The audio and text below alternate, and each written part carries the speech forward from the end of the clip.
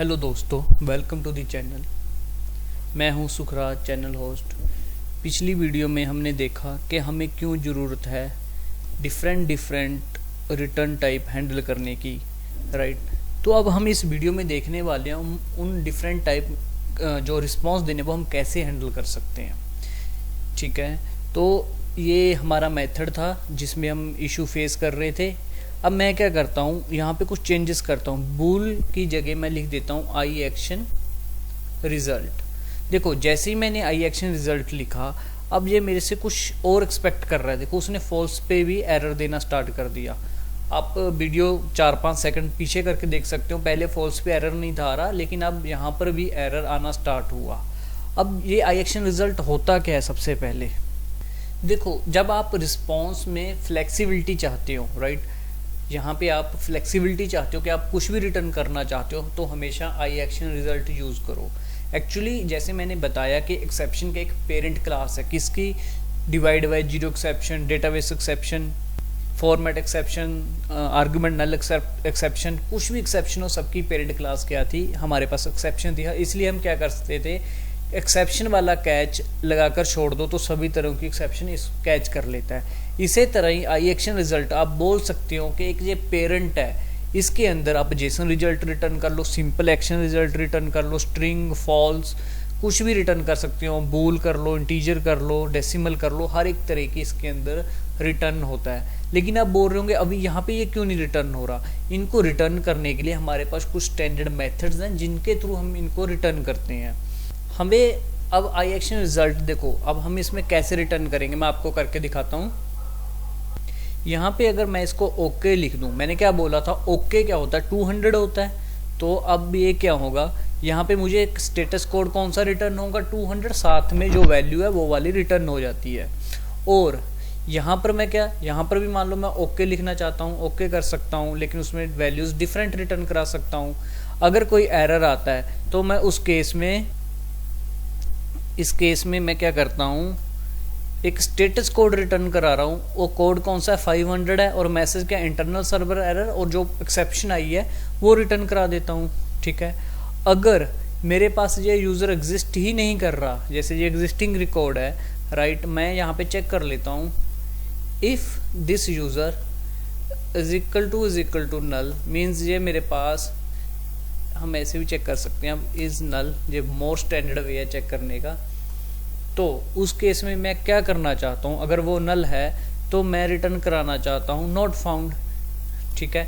और इसके अंदर लिख देता हूँ यूज़र डू नॉट एग्जिस्ट, ठीक है। अब देखो, मैं डिफरेंट तरह के कोड अलग अलग तरह के कोड रिटर्न करा रहा हूँ। नॉट फाउंड करवा दिया, ओके करवा दिया, और स्टेटस कोड करवा दिया, और उसके अंदर 500 कोड दे दिया, ठीक है। अब क्या हो रहा है, इन सभी चीज़ों को मैं हैंडल कर रहा हूँ, लेकिन क्यों कर पा रहा हूँ? क्योंकि मेरे पास आई एक्शन रिजल्ट है, ठीक है। अब आई एक्शन रिजल्ट ने क्या करा, मुझे एक फ्लेक्सिबिलिटी दे दी, मैं डिफरेंट तरह के रिस्पॉन्स रिटर्न कर सकता हूँ।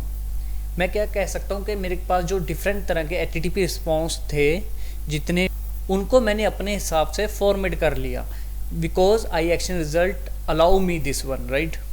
और आई एक्शन रिजल्ट हमें और क्या बेनिफिट दे रहा है, ये एक स्ट्रक्चर वे में मुझे यहाँ पे रिटर्न करना, और उसके साथ कुछ भी कस्टम मैसेज रिटर्न करना, ये सब अलाउ कर रहा है। देखो, मैं अगर ऐसे भी रिटर्न करूँगा तो ये प्रॉपर रिटर्न करेगा, वहाँ पे ये अपना प्री डिफाइंड क्लासेस में से कुछ प्रॉपर्टीज़ रिटर्न करता है। अगर मैं उनको ओवरराइड कर दूँ, मैं अपना मैसेज रिटर्न करना चाहता हूँ, तो वो मैं ऐसे कर सकता हूँ, ठीक है।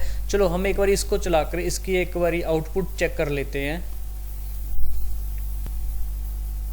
अब मैं क्या कर रहा हूँ, मेरे पास 5 नंबर का यूज़र कोई एग्जिस्ट नहीं कर रहा डेटाबेस में, मैंने एग्जीक्यूट किया। अब यहाँ पे हम देखते हैं, ठीक है, उसने देखा कि वहाँ पे डेटा ही नहीं है, तो नल है, तो नॉट फाउंड। अब मेरे पास क्या रिटर्न होना चाहिए, नॉट फाउंड का कोड कौन सा? I think 404। तो अब हम देख लेते हैं रिस्पॉन्स में क्या आ रहा है। अब यहाँ पे रिस्पॉन्स में देखो, यहाँ पे एक मिनट, ये server value can not be null, ये यहाँ से एक्सेप्शन में गया है, ठीक है। यहाँ एक मिनट मुझे चेक करना पड़ेगा, एक बार पॉइंटर दोबारा लगा लेते हैं।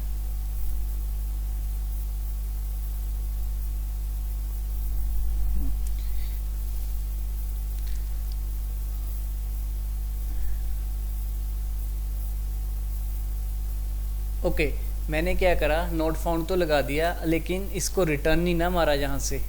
ये रिटर्न लिखना भी होता है कि यही तभी, इसलिए रिस्पॉन्स यहीं से रिटर्न होगा ना।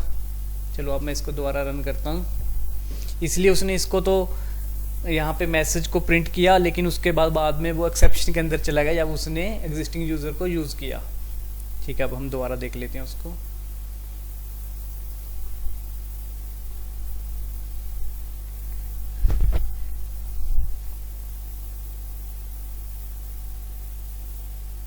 देखो अब उसने सीधा रिटर्न किया और यहाँ पे बाहर आया इसके। और जैसे ही मैं इसको प्रॉपर पूरा एग्जीक्यूट कर देता हूँ F5, यहाँ पे देखो एरर रिस्पॉन्स स्टेटस कौन सा है, 404। 404 means that particular user is not found और something is not found. And जो हमने जब वहाँ पे मैसेज भेजा था यूज़र डू नॉट एग्जिस्ट, वो यहाँ पर एज इट प्रिंट हो गया।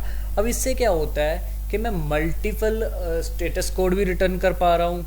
क्यों? क्योंकि मेरे पास आई एक्शन रिजल्ट ऐसे मेरे को रिस्पॉन्स, फॉर्मेट रिस्पॉन्स रिटर्न करने के लिए मुझे फ्लेक्सिबिलिटी दे रहा है। और दूसरा इससे बेनिफिट क्या हुआ, अब जो क्लाइंट साइड है, मान लो कोई रिएक्ट की एप्लीकेशन है या एंगुलर की एप्लीकेशन है, अब उनके लिए भी कुछ स्टैंडर्ड होते हैं। अब जो ये हमारे पास हमने लास्ट वीडियो में देखे थे ना, HTTP स्टेटस कोड होते हैं, वो स्टैंडर्ड के वे पे वो भी अपना कोड स्ट्रक्चर तैयार करते हैं। तो इस एक तरीके के क्या कर रहे हैं, कोड हम एक स्ट्रक्चर दे रहे हैं हमारी वेब API को, और उन वेब API को स्ट्रक्चर वे में इम्प्लीमेंट करने के लिए हमें रिस्पॉन्स में आई एक्शन रिजल्ट यूज़ कर रहे हैं। यहाँ पर एक और होता है, मैं आपको दिखाता हूँ, जैसे मैंने एक्सेप्शन में दिखाया था। अगर आप एक्शन रिजल्ट पे भी जाते हो ना, तो ये किससे इनहेरिट हो रहा है, आई एक्शन रिजल्ट से। ठीक है, अगर मान लो आपने जेसन रिजल्ट रिटर्न करना है, कभी कभार हमें जेसन रिजल्ट भी रिटर्न करना होता है। ठीक है, अगर आप जेसन रिजल्ट के ऊपर जाते हो, ठीक है, ये एक्शन रिजल्ट से इनहेरिट हो रहा है और एक्शन रिजल्ट आई एक्शन से हो रहा है। ठीक है, जेसन रिजल्ट होता है हमारे पास, कुछ और भी होते हैं, आई थिंक ऑब्जेक्ट रिजल्ट। देखो ये ऑब्जेक्ट रिजल्ट आया, अगर इसमें भी आप जाते हो, ये भी एक्शन रिजल्ट से इनहेरिट हो रहा है और ये आई एक्शन से हो रहा है। ठीक है, तो यहाँ पे मतलब हो क्या रहा है, सभी चीज़ों को का जो पेरेंट है वो आई एक्शन रिजल्ट है। अगर मैं यहाँ पे एक्शन रिजल्ट भी लिखूँ तो बहुत सी चीज़ें हैं जो मेरी चलने लगेंगी, लेकिन जब हमारे पास आई एक्शन रिजल्ट है जो उसका भी पेरेंट है, तो हमें वही वाला यूज़ करना चाहिए। तब इससे बेनिफिट क्या होता है, हर एक चीज़ स्मूथ वे में चलती है। ठीक है, तो आई होप आप लोगों को इस वीडियो से ये तो समझ में आया होगा कि हम यहाँ पे रिटर्न में आई एक्शन रिजल्ट यूज़ क्यों करते हैं, हम कोई और फॉर्मेट क्यों यूज़ नहीं करते, स्ट्रिंग क्यों नहीं यूज़ करते। ठीक है, अगर मान लो हमारे पास यूज़र है, तो मैंने ऊपर देखो यहीं पे कहीं पे यूज़र रिटर्न कर रखा है। जब हम ये कर रहे हैं गेट यूज़र बाय आईडी कर रहे हैं, तो मैं जस्ट यूज़र रिटर्न कर देता हूँ। ठीक है, अगर वो नॉट फाउंड होता तो खाली यूज़र रिटर्न कर रहा था। अब मैं यहाँ पे क्या करूँगा, आई एक्शन रिजल्ट रिटर्न करूँगा और यहाँ पे रिटर्न के अंदर ओके सक्सेसफुल हुआ तो मैंने ओके रिटर्न करा, और अगर वो मुझे मिला ही नहीं है, यहाँ पे यूज़र एग्जिस्ट ही नहीं कर रहा, तो मैं नॉट फाउंड रिटर्न करूँगा। ठीक है, ऐसे। और एक और मैं आपको चीज़ बताऊँ, जैसे ये डिलीट यूज़र वाले में हम कर रहे हैं, मान लो ये यूज़र आईडी मेरी किसी ने लेस देन 1 भेज दी, मैं क्या चेक कर रहा हूँ, if user ID is less than equal to 0, क्योंकि मेरे DB में मैं चाहता हूँ कभी भी किसी की आईडी लेस देन 0 नहीं होगी, ना ही 0 होगी, तो मैं यहाँ पे रिटर्न कर सकता हूँ जैसे कि बैड रिक्वेस्ट। ठीक है, मतलब मेरा जो आपने पेलोड भेजा है वो करेक्ट नहीं है। यहाँ पे कुछ भी कस्टम मैसेज डाल सकते हो, please enter the user ID greater than 0। ठीक है, अब ये बैड रिक्वेस्ट और किस वे में काम करता है, क्योंकि हर एक चीज़ के लिए हम ऐसे कस्टम मैसेज तो लिखते नहीं रहेंगे, तो हम आगे जाके एनोटेशंस यूज़ करेंगे। आप वहाँ पे अच्छी तरह समझोगे कि ओके अगर कहीं पर हम ऐसे एनोटेशंस फेल होती हैं तो वहाँ पे बैड रिक्वेस्ट कैसे रिटर्न होती है। ठीक है, तो आप वहाँ पे और भी अच्छे तरह से अंडरस्टैंड करोगे आई एक्शन रिजल्ट क्यों लेना है। अगर आप पुराने प्रोजेक्ट में कभी किसी में काम करो, वहाँ पे आप देखोगे action result, Jason result, object result ऐसे रिटर्न हो रखे हैं, लेकिन जैसे ही हम .NET कोर की ओर मूव हुए हैं, वहाँ पे mostly I action result he use होता है। तो आपने सभी चीज़ों को बुलाकर आई एक्शन रिजल्ट ही यूज़ करना है। अब हमारे आगे आने वाली वीडियो में भी हम आई एक्शन रिजल्ट यूज़ करेंगे।